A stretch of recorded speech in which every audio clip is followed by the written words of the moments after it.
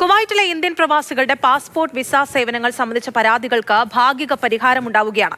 സേവന കേന്ദ്രങ്ങളിൽ ദ്വിഭാഷാ ടൈപ്പിംഗ് സംവിധാനം നിലവിൽ വന്നു. സൗജന്യ കൊറിയർ സൗകര്യം സംബന്ധിച്ച വിവരങ്ങൾ വ്യക്തമാക്കുന്ന അറിയിപ്പുകളും സെന്ററുകളിൽ പ്രസിദ്ധീകരിച്ചിട്ടുണ്ട്.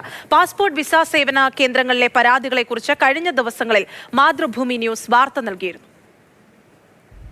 കുവൈറ്റിലെ പ്രവാസി ഇന്ത്യക്കാരുടെ പാസ്പോർട്ട് വിസ സേവനങ്ങൾക്കുള്ള ഡിജിറ്റൽ സേവന കേന്ദ്രങ്ങളിലെ പോരായ്മകളെക്കുറിച്ച് പ്രവാസികൾക്ക് നിരവധി പരാതികളുണ്ടായിരുന്നു. മാതൃഭൂമി ന്യൂസ് കഴിഞ്ഞ ദിവസങ്ങളിൽ തുടർച്ചയായി ഇക്കാര്യങ്ങൾ റിപ്പോർട്ട് ചെയ്തിരുന്നു. മാത്രമല്ല, ഇന്ത്യൻ അംബാസഡർ പരിമിത ത്രിപാഠി സേവന കേന്ദ്രങ്ങൾ സന്ദർശിക്കുകയും സൗകര്യങ്ങൾ വിലയിരുത്തുകയും ചെയ്തു. പാർലമെന്റ് അംഗങ്ങളായ ഷാഫി പറമ്പിൽ, പി സുനീർ എന്നിവർ വിദേശകാര്യ സെക്രട്ടറിക്കും കുവൈറ്റിലെ ഇന്ത്യൻ എംബസിക്കും പ്രവാസികളുടെ ബുദ്ധിമുട്ടുകൾ പരിഹരിക്കണമെന്നാവശ്യപ്പെട്ട് കത്തയക്കുകയും ചെയ്തിരുന്നു. ഇതിന്റെയെല്ലാം ഫലമായാണ് പുതിയ തീരുമാനങ്ങൾ. ഡിജിറ്റൽ സേവന കേന്ദ്രങ്ങളിൽ അപേക്ഷകൾ തയ്യാറാക്കുന്നതിലെ ഭാഷാ പ്രശ്നങ്ങൾക്ക് പരിഹാരമായി ദ്വിഭാഷാ ടൈപ്പിംഗ് സംവിധാനം ആരംഭിച്ചു.